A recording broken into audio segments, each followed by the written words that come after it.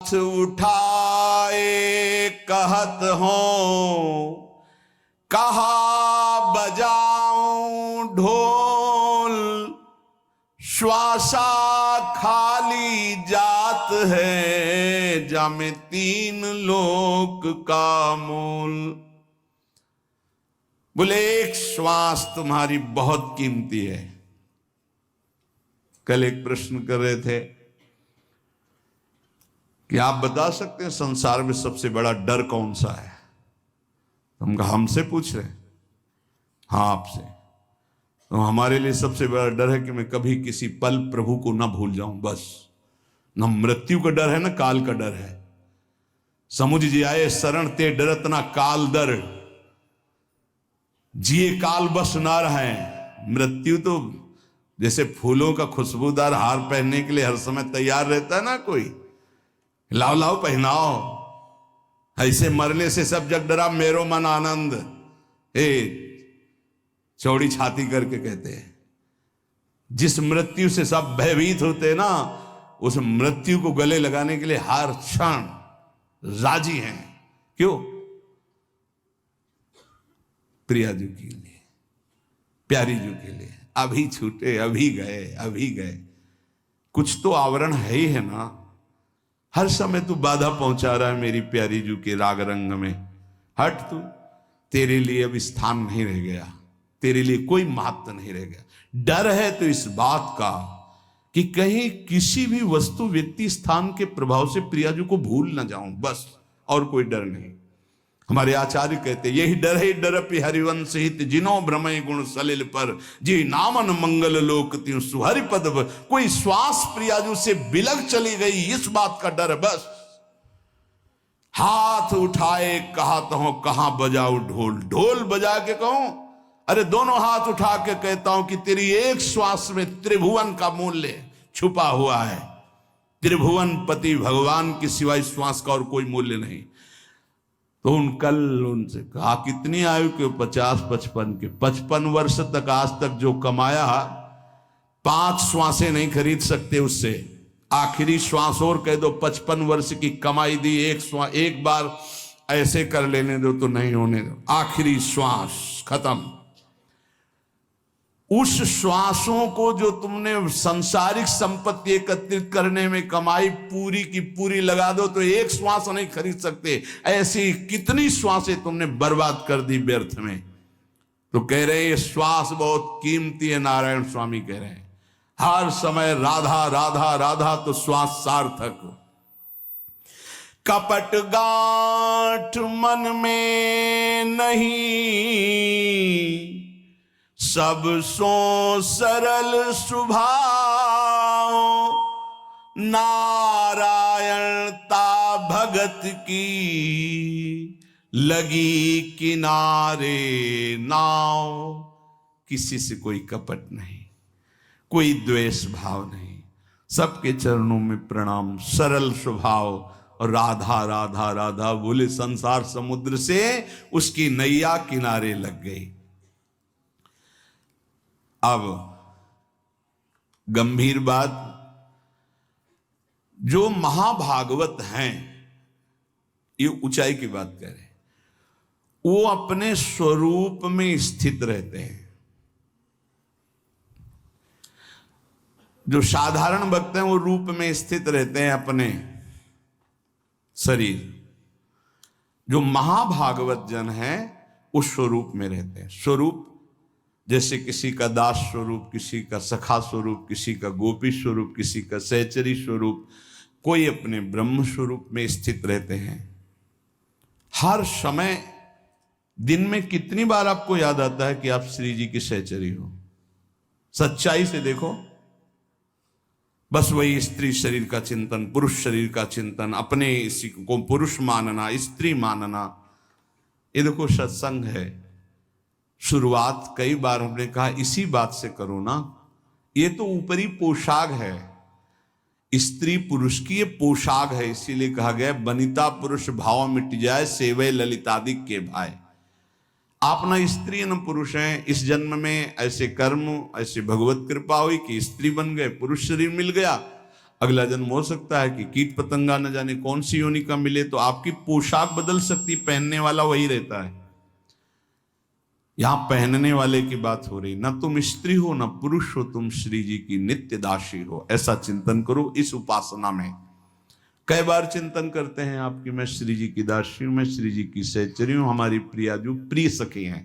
कई बार चिंतन करो, ईमानदारी से बताओ, देखो अंदर देखो, सब ईमानदारी से। दिन भर विचरण करते रहते हो बाहर, कभी अंदर बैठे गुफा में श्रृंगार कर रहे हैं श्री जी का, अंदर से सोच रहे हैं मैं श्री जी की सखी हूं। सोच रहे हैं इसलिए कह रहे हैं कि अभी आपका स्वरूप जागृत नहीं हुआ।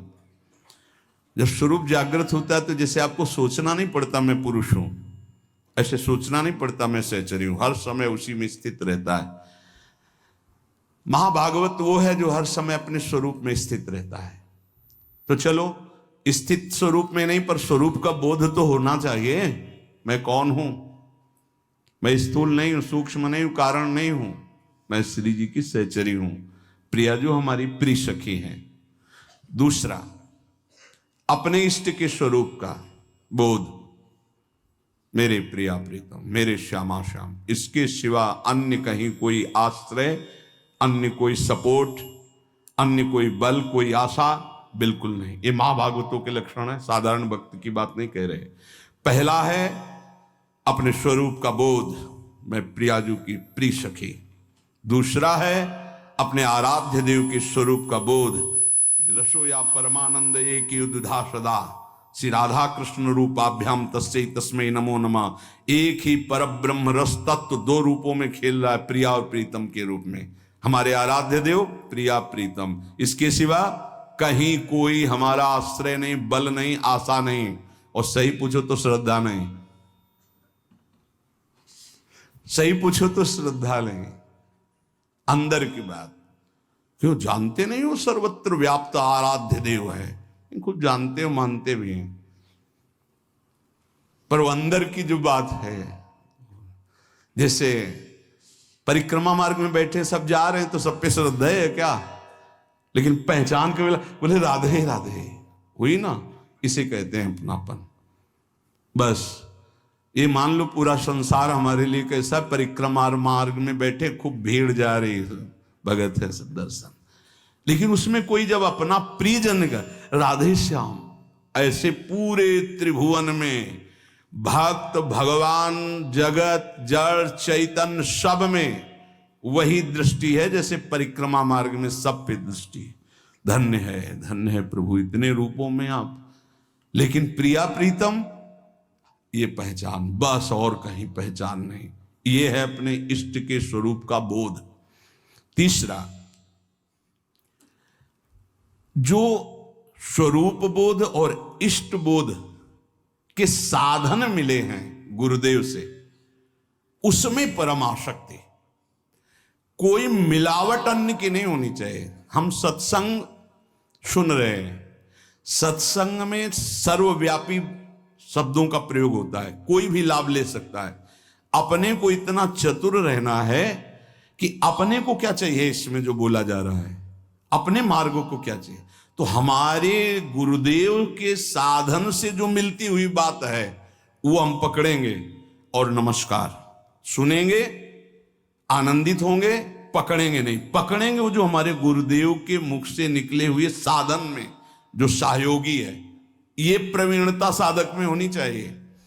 नहीं तो आप कहोगे कल ये कह रहे थे आप और आज ये कह रहे हो, तो कल का सिद्धांत और चल रहा था, आज का सिद्धांत और चल रहा, दोनों सिद्धांतों के शब्दों का एक दूसरे से विरोध होगा। ये समझना, ये प्रवीणता होनी चाहिए। जो गुरुदेव ने स्वरूप बोध और इष्ट बोध के लिए साधन दिया है उसी पे रति होनी चाहिए। ये बड़ा प्रवीण साधक पकड़ेगा, नहीं तो नहीं पकड़ पाएगा। कौन सा ऐसा कार्य है जो हमारी प्यारी जू के चरण चिन्हों से न बन जाए? अभी कैसे समझोगे, कैसे समझोगे?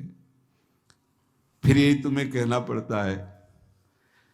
अभी राधा प्रताप को देखा कहाँ है आपने? राधा चरण प्रताप को कहाँ देखा है? अरे नरक जाते हुए जीव को नवनिवृत्त निकुंज में स्थापित कर दे, जिनकी करुणा कोर मात्र। अभी राधा कृपा को कहा देखा, क्या चाहिए तुम्हें, क्या समझना है। अनंत कोटि ब्रह्मांडों के स्वामी श्री कृष्ण चंद्रजू से ही सब शक्तियां हैं, सब वैभव है। अरे वही राम है, वही श्याम है। अभी समझ में नहीं आया क्या? हनुमान जी चरण किसके सहलाते रहते हैं? जिनके चरणों को सहलाते रहते हैं वही श्याम सुंदर है। हम यहां बंसी पकड़े, वहां सारंग हैं, वही तो हैं। और वो जिनके चरण वैसे सहलाते हैं वो प्रिया जो है। कैसे धीरे से बोलना पड़ेगा इसलिए कि सब नहीं समझते हो। श्यामा जू के चरणन की बलिहारी जे हैं बसत, इसीलिए इष्ट बोध होना चाहिए। धनी धनी राधिका के चरण, सखा बोल रहे हैं, प्रभु के नित्य सखा। धनी धनी राधिका के चरण, सुभग शीतल अति सुकोमल कमल के से बरन।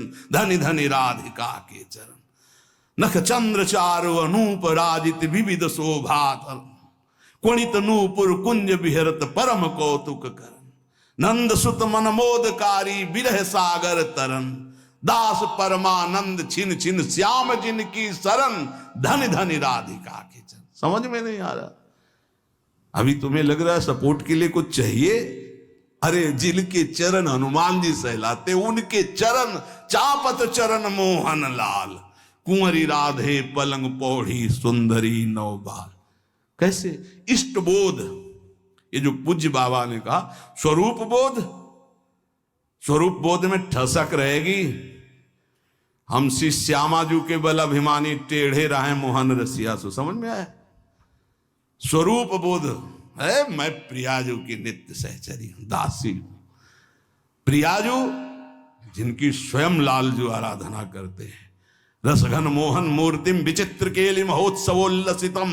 राधाचरण विलोडित रुचिर शिखंडम हरिम बंदे। तो उपासक को अपने उपास्य देव की उपासना जो गुरु प्रदत्त है उसी से संबंधित बातें सुननी चाहिए, अन्यथा कान बंद रखना चाहिए। नहीं तो फिर वो दोष जो वो आ जाता है।